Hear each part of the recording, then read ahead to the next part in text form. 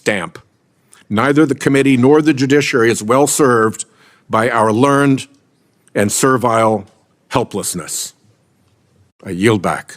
I will now go to voting because we have competing markups and other committees and people have to leave here soon.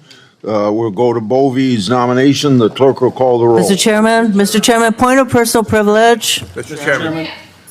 Welcome back to the channel where we put America first. Always. If you're new here, make sure you hit that like button and subscribe because we're going to break down what's really happening in Washington that the mainstream media won't tell you. Ring that notification bell so you never miss our content, exposing the deep state and defending our constitutional republic. Today, we're reacting to footage from a Senate Judiciary Committee hearing that perfectly illustrates everything wrong with how Democrats operate when they don't get their way. Mr. Chairman, Point of according to personal- Rule 4 of the committee, we have the right to continue to debate this nomination. No. I'm invoking Rule 4 of the committee. We have the right to debate this nomination. You're out of order. I'm seconding Mr. Senator Chairman? Booker's demand for a vote on his request to hear from the whistleblower. Mr. Chairman, you should at least acknowledge my Rule 4 point of order. You're out of order. I don't understand this. What are you afraid of about even debating this? I, by proxy- putting things on the record, hearing from every senator, dear God, that's what our obligations are. It's to state our reasons for debate. At least address the Rule 4 point of order that we're calling. There's no need to rush this. What are we afraid of? We're not pressing for the 2-hour rule like you all did when you were in the minority. We're simply asking for a credible amount of time to air our concerns before the vote. We respect each other in this committee. We respect the understanding that we have things to say. But yet we're doing this in a way that makes no sense to me. And it makes no sense to me because we're not trying to do things like force the committee to close or force a 2-hour rule. This is about understanding that people on this side have a responsibility to state their issues. You're out of order? Mr. Sir, you could call me out of order because this is out of order. This undermines the basic decency of this committee. Yes, maybe overrule a Rule 4, but at least address the Rule 4 point of order that senators were elected to debate issues and debate nominees. This is absolutely insane. Hey, you're what is the interrupting. rush? Sir, I am interrupting because you're interrupting a regular point of order. At least address my point of order. I have the right to do that by the rules of this committee. If you want to overrule the rules of committee, then do so. But this is not in any way in order. You are obligated to address a point of order according to the rules of this committee. You could overrule me by a Senate vote. You're violating your own rules. The parliamentarian has been clear about this.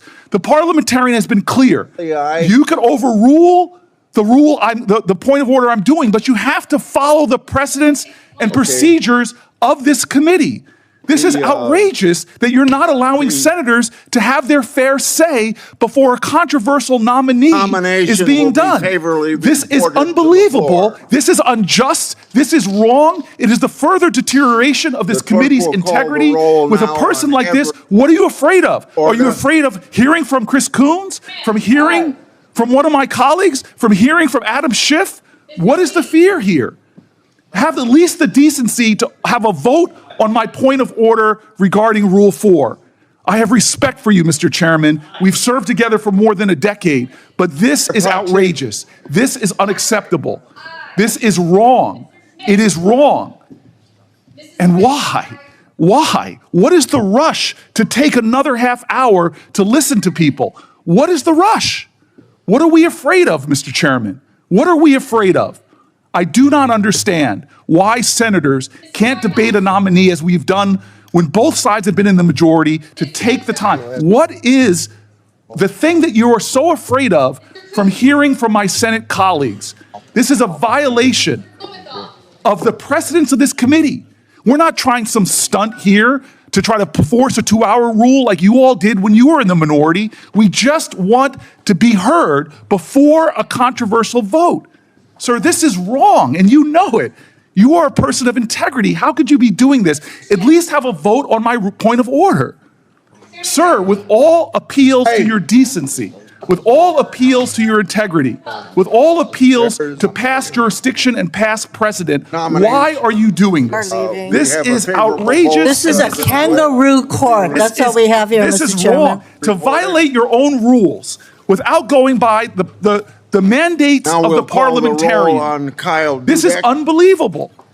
There's a way to do this. If you want to force this through, if you want to ram this through, there's a way to do it in accordance to the rules as spelled out by the parliamentarian. It is simple. It is clear. There's a pathway to achieve what you're trying to achieve. But, sir, this lacks decency. It lacks decorum. It shows that you do not want to simply hear from your colleagues. This is absolutely wrong. And sir, this is to me one of those moments where we are not showing common respect for each other on both sides. I have sat here when we were in the majority and listened to my colleagues' arguments, listened to their passionate statements, and then we voted. This is not that. This is us simply trying to rush through one of the most controversial nominees we've had under this presidential administration. Sir, God bless America. You are a good man. You are a decent man. Why are you doing this? What is Donald Trump saying to you that are making you do something which is violating the decorum of this committee, the rules of this committee, the decency and the respect that we have each other to at least hear each other out? Nomination. I've sat through so many long speeches of my colleagues, heard their objections, listened with sincerity to try to see what their arguments are. But we are not doing that.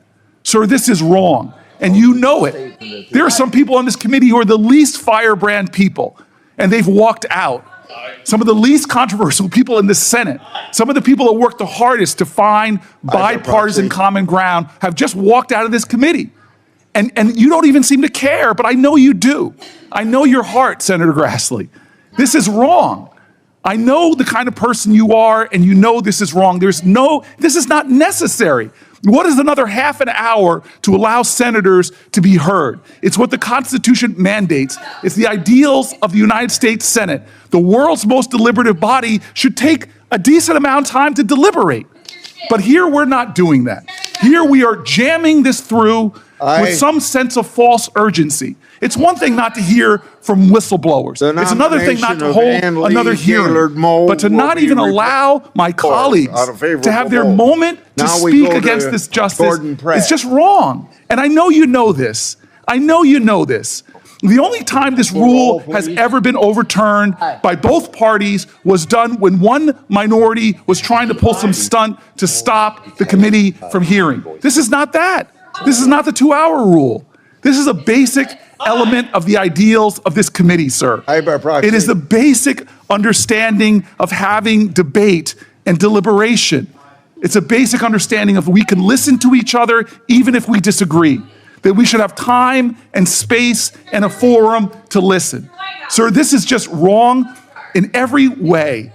It is wrong in every single way. This is an abuse of power. It's an undermining of the well-being and the integrity of this Senate and this committee that I for so long, I've been so honored to be a part of. This is wrong, sir, and I join with my colleagues in leaving. This is a sham. Vote. This is wrong. We'll report. We're better than this. Pratt to the floor. Now we'll have to vote on these nominees for U.S. Attorney because we don't have enough people on the other side, so we can't do it by voice vote. So the clerk will call the roll on Kurt Alme. Mr. Graham. Aye. Mr. Cornyn. Aye. Mr. Lee. Aye. Mr. Cruz. Confused by the sense of quiet. Aye. Mr. Hawley. Aye. Mr. Tillis. Mr. Kennedy. Aye by proxy. Mrs. Blackburn. Mr. Schmidt. Mrs. Britt. Mrs. Lee. Mr. Durbin. Mr. Whitehouse. Mrs. Klobuchar. Mr. Coons. Mr. Blumenthal. Ms. Hirono. Mr. Booker. Mr. Padilla. Mr. Welch. Mr. Schiff. Chairman Grassley. Aye. On this vote, the ayes are 12. Okay, that Kurt Alme favorably voted will be reported to the floor. Now we'll vote on Leslie Woods Murphy. Call the Call the roll, please. Mr. Graham. Aye. Mr. Cornick. Aye. Mr. Lee. Aye. Mr. Cruz. Aye. Mr. Hawley. Aye. Mr. Tillis. Aye. Mr. Kennedy. Aye by proxy. Mrs. Blackburn. Aye. Mr. Schmidt. Aye. Mrs. Britt. Aye. Mrs. Moody. Aye. Mr. Durbin. Mr. Whitehouse. Ms. Klobuchar. Mr. Coons. Mr. Blumenthal. Ms. Hirono. Mr. Booker. Mr. Padilla. Mr. Welch. Mr. Schiff. Chairman Grassley. Aye. On this vote, the ayes are 12. Yeah, the ayes have it. Nomination would be favorably reported. Now we go to nominee for Jean Perrell. The clerk will call the roll. Mr. Graham. Aye. Mr. Cornyn. Aye. Mr. Lee. Aye. Mr. Aye. Cruz. Mr. Hawley. Mr. Tillis. Aye. Mr. Kennedy. Aye by proxy. Mrs. Blackburn. Aye. Mr. Schmidt. Aye. Mrs. Britt. Aye. Mrs. Moody. Aye. Mr. Durbin. Mr. Whitehouse. Mrs. Klobuchar. Mr. Coons. Mr. Blumenthal. Ms. Hirono. Mr. Booker. Mr. Padilla. Mr. Welch. Mr. Schiff. Chairman Grassley. Aye. On this vote, the ayes are 12. The nomination will be favorably reported to the floor. The last one is, no, I'm sorry. Eric Siebert. Clerk will call the roll. Mr. Graham. Aye. Mr. Cornyn. Aye. Mr. Lee. Aye. Mr. Cruz. Aye. Mr. Hawley. Aye. Mr. Tillis. Aye. Mr. Kennedy. Oh, aye by proxy. Mrs. Blackburn. Aye. Mr. Schmidt. Aye. Mrs. Britt. Aye. Mrs. Moody. Aye. Mr. Durbin. Mr. Whitehouse. Mrs. Klobuchar. Mr. Coons. Mr. Blumenthal. Ms. Hirono.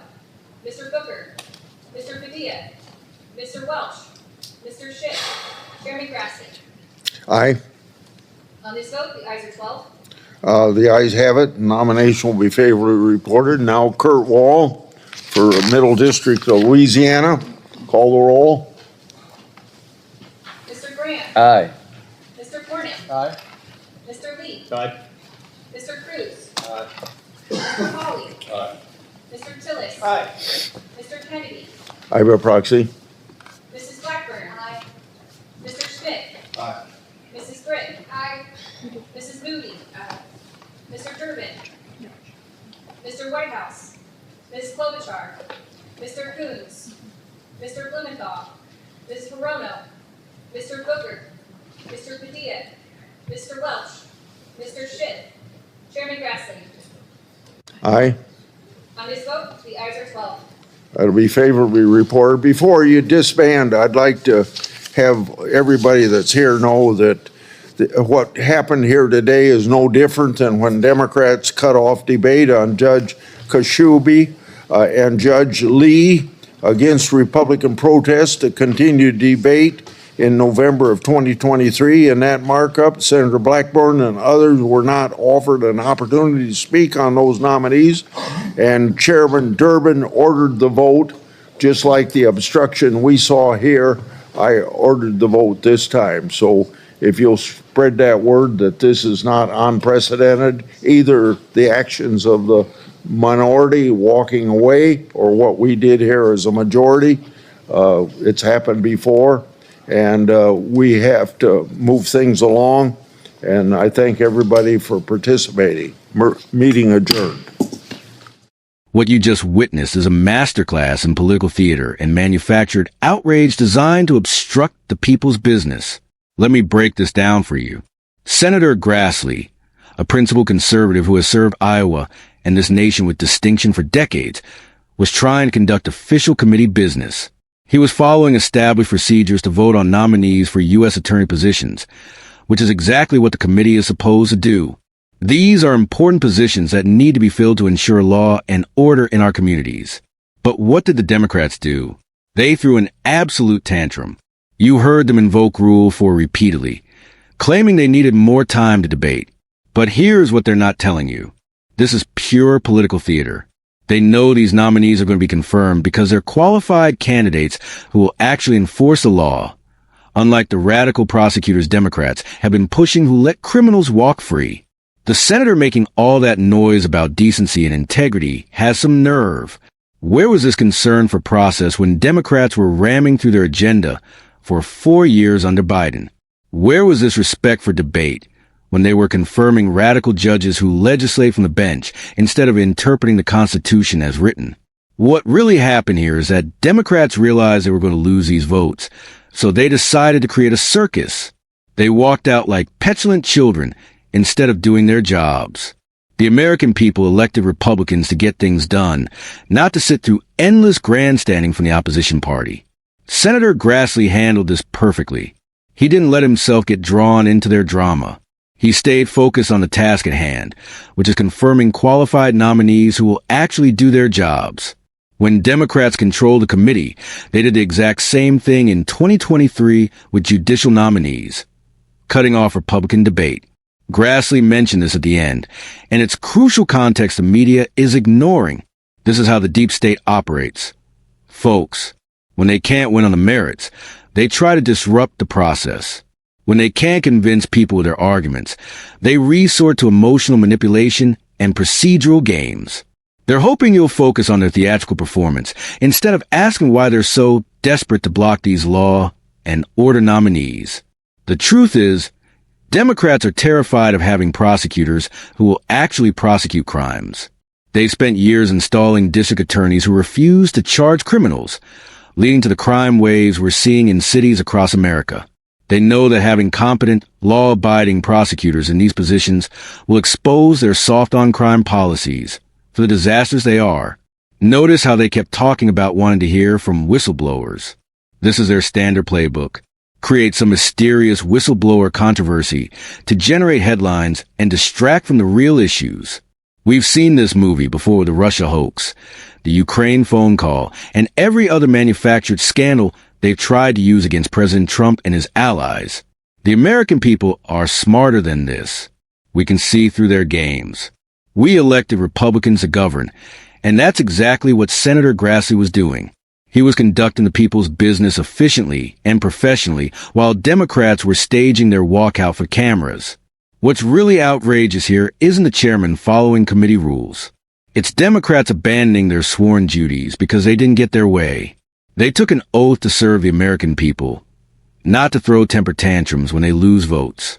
Their behavior is exactly why voters are fed up with the Washington establishment.